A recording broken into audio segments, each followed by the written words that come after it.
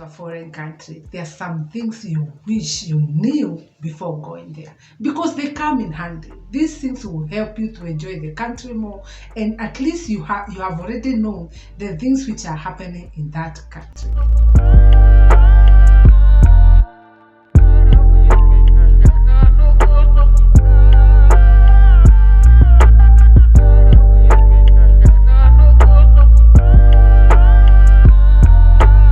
How are you doing? Welcome to my channel. If this is your first time to be here, kindly subscribe to my channel, leave a sweet comment down below, and if you are subscribed, thank you so much for always coming back and watch my videos. And once you subscribe, don't forget to click that notification bell so that anytime I upload a new video, you will be notified. So today I want to talk about the things that you should know before coming to Kenya. Kenya is a country in East Africa, and it's a beautiful and a wonderful country. And if you'd love to come to Kenya, there are some few things I want to enlighten you so that you can know before coming to this country.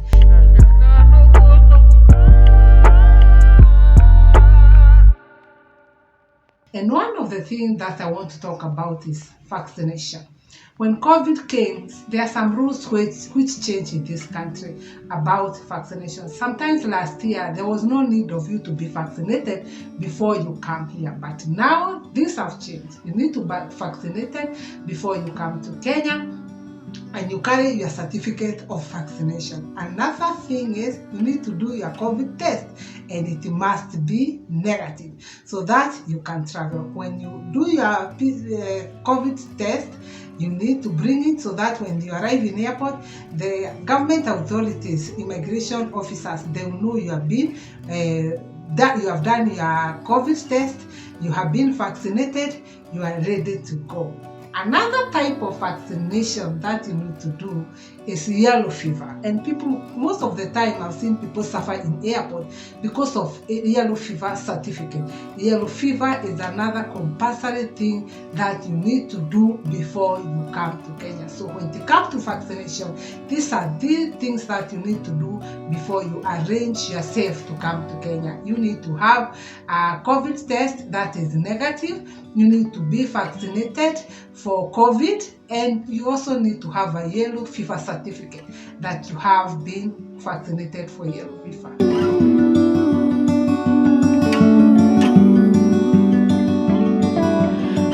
When we come to talk, another thing that I would like you to know about Kenya before you come to Kenya is visa. Of course, when you're traveling to a new country, you need to have your visa. This one is not for East Africans.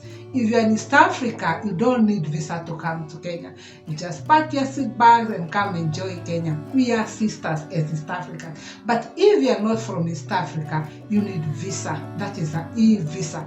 E-visa is an electronic visa that you get. You can go online to the government offices of government website of Kenya so that you can get your e-visa. When you get your e-visa, it takes about 24 to 72 hours before you get it. Once you get it, you are good. You have your visa.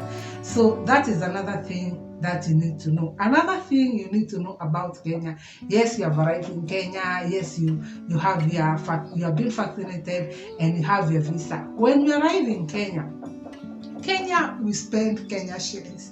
You need money when you go to a foreign country. When we spend Kenya shillings, but you can carry your dollars, your euros, you can change here in Kenya. But to be on the safe side, it's good to know that even Visa card you can carry. You can carry your Visa card. It's widely used in Kenya. You can use it anywhere you go, whether you are doing your shopping, where you need to go to hospital, anywhere you go, you can use your Visa card. So when it comes to money, you can carry your dollar, your euro, you change it into Kenya shillings to be on the safe side, because here in Kenya, we use Kenya shillings.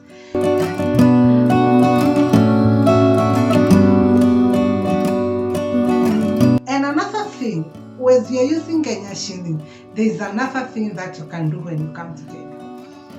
If you're willing to stay in Kenya for maybe more than a week, or let's say a month or more than a month, it's good to have a SIM card. A SIM card is not expensive. When you buy a SIM card, and for me, I prefer Safaricom. Although this is not a paid promotion, Safaricom has not paid me for this, but I prefer SIM card for Safaricom. Reason being, Safaricom is widely used in Kenya. It's very fast and widely used in Kenya. And another thing, that the reason why I prefer Safaricom is because of M-Pesa. M-Pesa is an electronic way you can send and receive money anywhere in Kenya.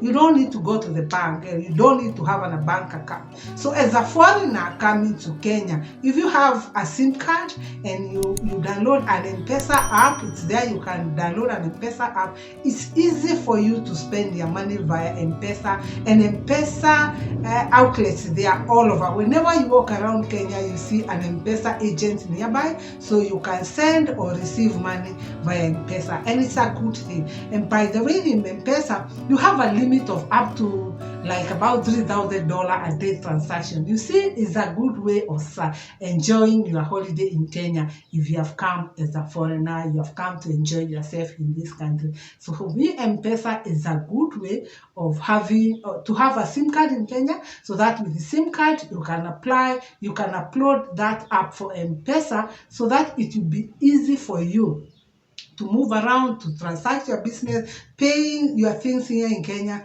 It will be very, very easy for you. And SIM card also, Visa card also is widely used in Kenya. So you can carry your Visa card and use it here in Kenya. Another thing that you should know before coming to Kenya is about our language. Kenya, we speak English, and we also have another language that is called Kiswahili. English is our official language here in Kenya. So wherever you go to government offices or any kind of something that you'd like to do as a foreigner in Kenya, if you speak English, you are quite and very okay to speak English, because people understand English, especially in the big cities. People understand English. Kiswahili is also another language that is taught in school, just like English, and everybody in Kenya you can communicate to them with Kiswahili. So it's not bad to learn a new language like Kiswahili when you're coming to Kenya.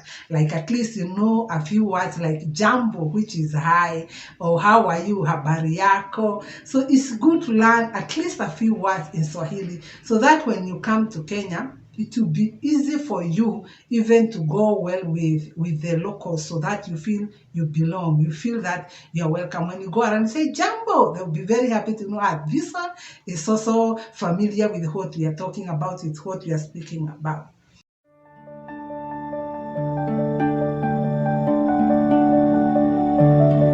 Kenya has relatively very good weather, but it when to come to cold season, like now we are in July, and it's one of the cold months, cold season in Kenya. The cold season normally starts from June, July, August there, so it's quite cold. Not very, but it's cold, especially if you are coming from a warm weather country. So it will be a challenge when you come to Kenya and you are not prepared to carry warm clothes. It will be very chilly for you. So if you are planning to come and visit Kenya, especially during those months when it is very cold in Kenya, and it can be very cold if you are coming from a very warm country, like most of West African countries, they are very warm. So if you are coming from such countries, it's good to carry something to cover yourself, something that is warm. You can carry a sweater, you can carry your jacket, something that will make you warm, so that you don't feel, wow, this weather is too much for you. But relatively, Kenya has a very beautiful weather, and you are really going to enjoy yourself as you come to this country.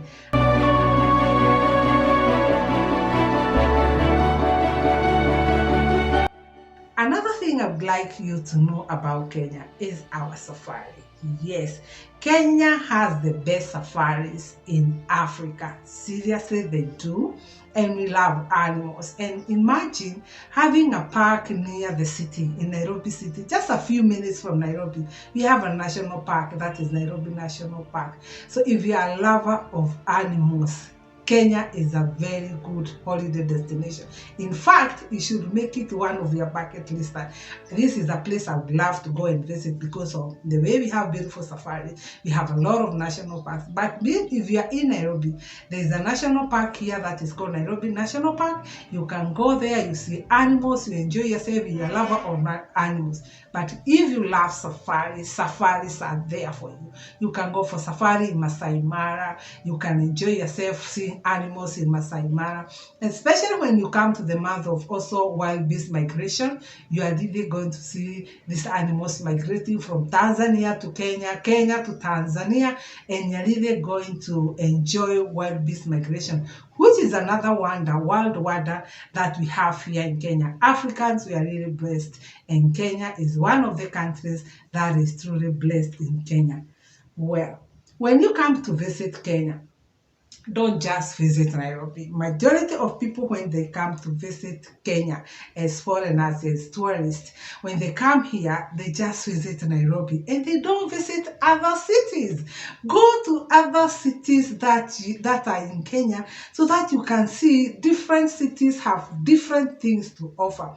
Like here in Kenya, especially this weather for during cold season, you normally love going to Mombasa. Mombasa is one of the coastal cities in Kenya, and the weather there is very warm. So when it's very cold, you can go to Mombasa and have fun and enjoy your warm weather. So Kenya is not only Nairobi. There are so many other cities that you can go and enjoy yourself and have fun as you visit this country, and also know different cultures. And therefore, we have a lot of cultures in Kenya. You can visit different tribes, different places, so that you can know how do they live, their way of life. In fact, it's not good to visit a country and you don't learn a little bit of their culture. So it's very good to visit other cities so that you can learn their way of life, how they behave, their culture is another good thing when you visit to a foreign country. Another thing that I would like to talk about Kenya is about, and this comes to majority of content creators or someone who loves doing videos and flying drones and taking photos. Kenya don't allow people to take photos, especially in government buildings, because there was a time we had an issue of terrorism in Kenya. Although everything has come down, everything has been sorted, Kenya is a very peaceful country. But if you are taking photos, just a note I want to give you, because I've seen people having a case of I was taking photo in this place and I was arrested. You can be arrested. It's a rule that is there. You have to follow the rules when you go to a foreign country. And when you are taking photos, don't take government buildings photos. And it is not, that is a rule that is there. You should not take photos in government buildings or big hotels. You don't do that. You don't take photos in those buildings. But if you'd love to take photos to the locals, well, you can approach them and say, can I take photo with you? They are very kind people and we love taking photos, and you can enjoy having a beautiful and a wonderful time with Kenyans. Before I end this video, I want to talk about Kenya, whether it's a safe country or not a safe country. Kenya is a beautiful and a very safe country. So when you're coming to Kenya, you should not worry about your safety. Whether it's in Nairobi or any part of the country that you're going, Kenya is a very safe country. People are very friendly and you're most welcome to visit Kenya. And we always say, Karibu Kenya, which means you are welcome to Kenya. So thank you so much for watching this video. If this is your first time to be here, kindly subscribe to my channel, like the video, and leave a sweet comment down below. Bye and see you on the next one.